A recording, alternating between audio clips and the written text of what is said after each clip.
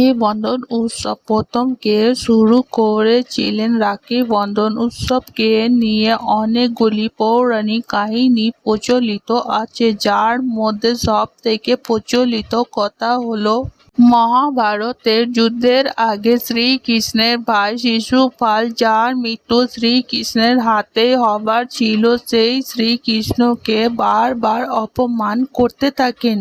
কিন্তু শ্রীকৃষ্ণ তাকে 100 বার ক্ষমা করেন। তারপরেও শিশুপাল রাজসভার মধ্যে শ্রীকৃষ্ণকে অপমান করেন, আর তখন শ্রীকৃষ্ণ তার সুদর্শন চক্রের সাহায্যে শিশুপালের বধ করেন এবং এই সময় শ্রীকৃষ্ণের হাতের আঙ্গুল কেটে যায়, যা দেখে দ্রৌপদী নিজের শাড়ির আঁচল ছিঁড়ে শ্রীকৃষ্ণের হাতে বেঁধে দিয়েছিলেন এবং শ্রীকৃষ্ণের যে কোনো পরিস্থিতিতে দ্রৌপদীকে রক্ষা করার কথা দিয়েছিলেন।